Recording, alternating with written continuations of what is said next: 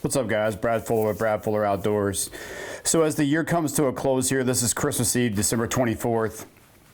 And we're getting things ready. Very, very small gathering this evening here at my house with just immediate family.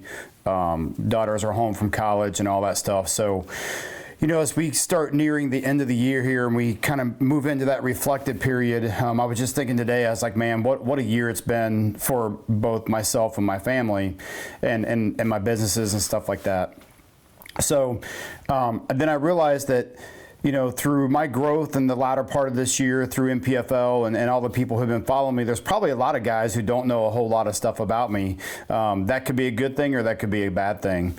But I wanted to take a moment here and just kind of talk a little bit about me, which is kind of weird for me, to be honest. And then what Brad Fuller Outdoors is, how it's going to intermix with Omega Custom Tack of the MPFL and all the different things I got going on. Look, I think most of the guys that I'm close to and most of the guys that are in my inner circle will tell you that I'm a pretty straightforward guy. Don't beat around the bush a lot, like to joke, like to have fun. All this is in the vein of having fun and enjoying yourself and being able to laugh at yourself and with others. And there's a time to switch it on and there's a time to switch it off. A lot of the things you will hear me say are based on my background and what I've been through, right? So I'm a retired military guy, with a lot of you guys know, 20 years in the Air Force, 10 years conventional Air Force flying for Big Blue, flying big surveillance airplanes. And then the last 10 years, from 2003 to 2013, I was fortunate enough to get selected and made it through a course to go be part of the AC-130 gunship community. So they are considered Air Force Special Operations. Just a phenomenal, it was just the right thing for me at the right time in my life. It was very taxing on the family. I was gone a lot. We were the most deployed unit in the Air Force for several years there. But it kind of built me to where and who I am today. And I want to talk for just a minute about that is, I graduated training in 04, early 04, say January, February. And then in April of 04, Fallujah 1 kicked off. Special Operations Unit was running a convoy through Fallujah. It was attacked. And then subsequently, 4 U.S. contractors not associated with that convoy, but they were captured and hung from some bridges there on the west side of Fallujah. And then 3rd MEF came in, surrounded Fallujah, and then that kicked off what we now know as Fallujah 1. And I was there as part of the AC-130 gunship contingent working with the 3rd MEF in Fallujah for Fallujah 1. Concurrently with that, there was a lot of other things going on in Iraq, and it just kind of lighted a powder keg. As far as me and my career in the AC-130 gunship community, that was a catalyst for everything moving forward for the next, almost 9 years. Retired from there in 2013 and took a job overseas working for a U.S. contractor doing surveillance work with U.S. SOCOM overseas. I did that for 7 years, and I recently have quit. I say recently. For this kind of reflective notion that I'm going through now is it's been almost a year. So the last time I was overseas and I was in Afghanistan was January. I got home the first week of January of last year. And, my wife and kids, we were kind of getting food prepped and stuff this morning. They're like, wow, Dad, you weren't here last year. And we were kind of looking, I'm like, holy cow, that's the last time I was overseas. And what I want to explain to you guys, and some guys that I started this Brad Fuller Outdoor thing, and guys were asking me, hey man, like, what are you doing? Like, why are you doing this? You're so busy. Do you really have time to do this? And the answer is, I always make time for the things that I'm passionate about. And I'm passionate about this, and I want to be honest with you guys. This is very therapeutic for me. For me to work on things about the outdoor industry and surrounding my outdoors and what I love, it's very therapeutic, and I need that. I didn't think I did, but I do. And part of me looking back on this year is, man, you don't realize sometimes what you're giving up until you get it back. And for the better part of 20 years, I gave up a lot. I made a lot of sacrifices. My family made immense sacrifices. I've got a daughter in her second year at Ohio State. I've got another daughter that's a senior graduating this year that will be attending Ohio State in the fall. And I look back and now I see what I gave up. I see what I sacrificed. And you guys start asking yourself, man, was it worth it to give up all that? Being there for them and being there to nurture and care for them, and all those things. And the answer is yeah, it was. I would do it again. There may be some greed there on my part, but I dearly, dearly loved being overseas and working in the environments I got to work in and getting to do the things I got to do. I'm also perfectly content now looking back on that and letting, a younger group, in some cases, kind of have that fight. I'm content being here, working and being close to my family, and I'm very content to do that. Here's the weird thing, man. I didn't realize a lot of the things I was carrying around with me, baggage-wise, mental baggage, until I kind of came home, if you will.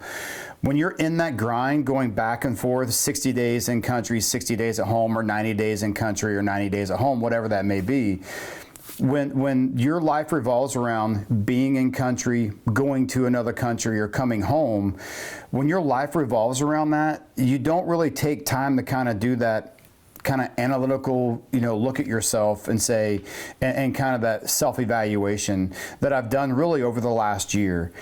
And it's been a struggle, to be honest with you. It's been hard. It's been, I haven't liked everything that I found, if you will. And I see, and it's been a struggle on the family as well, is reacclimating to me being home full time, reacclimating to, the struggles of just operating in a family environment.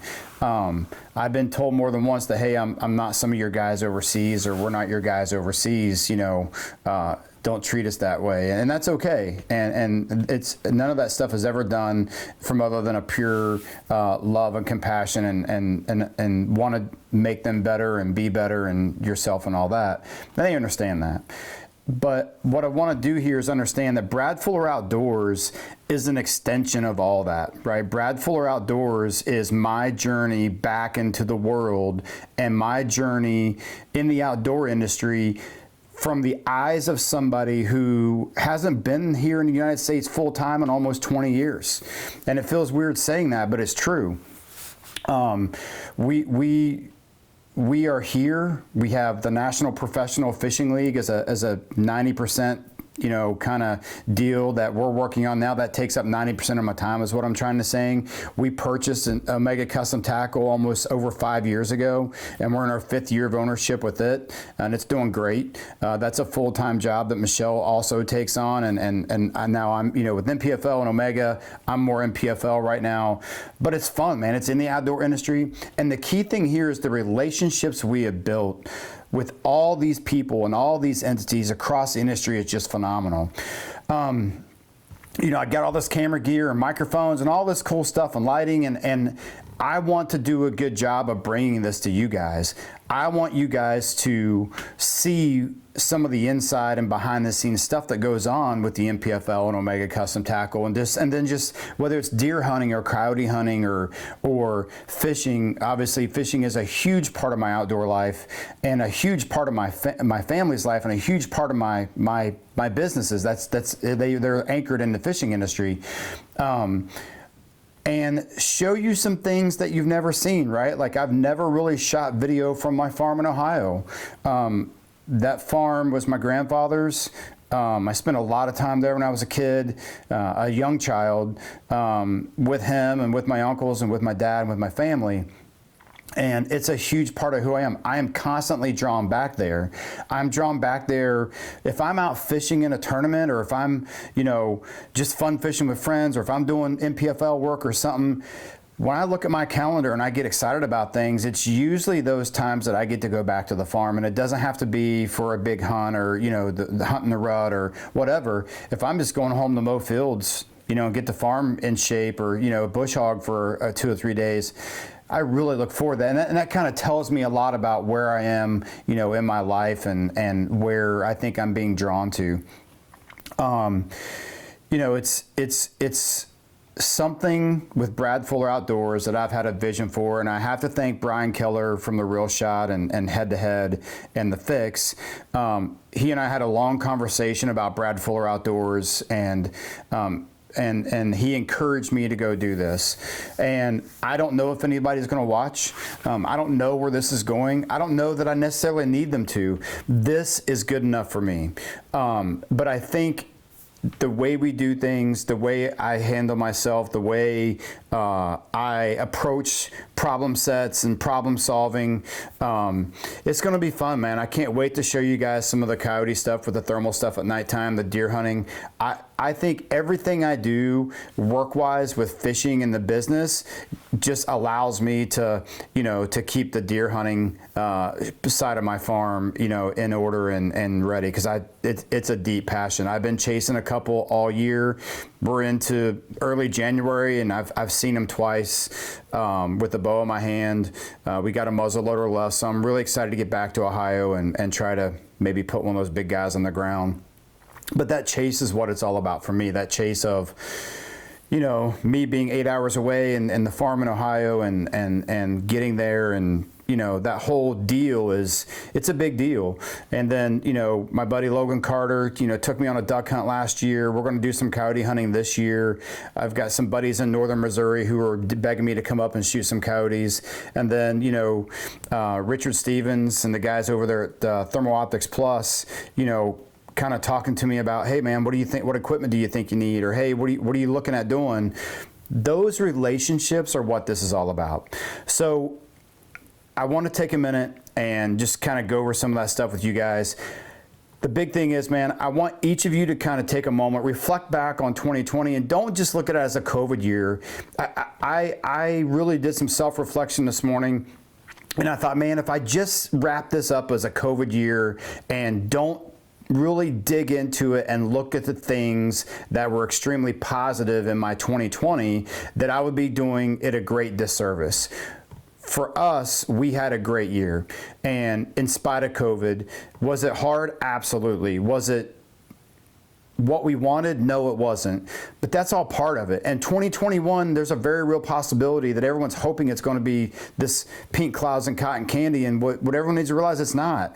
But that doesn't mean we don't go out and work hard and try to do the best we can do with what we have. And I know it's different for everybody. You're like, oh, it's easy for you to say.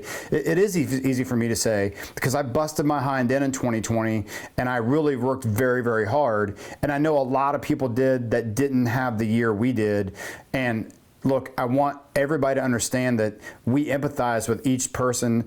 We've talked to a lot of people who's lost their businesses, man. They shut them down. They literally closed the door, boarded everything up, and walked away from something. And Michelle and I just talked the other day about, what if that was us? You know what I mean? What would that mean, and how would that feel? It would be horrible. And I'm so glad that we don't have to do that. Could it be us someday? Absolutely. But I want each of you to take a moment, and there are highlights in 2020. There are things that were good that happened in 2020. I've heard so many people say, like, oh man, I couldn't work, I had to stay at home, I was quarantined, blah, blah, blah. But I got to spend so much time with my kids. Like, I've had guys tell me, man, I really got to know my kids. That's a blessing. That's such a positive thing. And I want you to know that I think we should build on those things and make something better out of ourselves because of what we went through in 2020. Enough of the motivational stuff. I really want to say Merry Christmas, a very Happy New Year from my family here in Missouri, my extended family in Ohio. I want to say Happy New Year. I hope you guys are really getting ready to roll into 2021 with us, and let's go make 2021 a great year.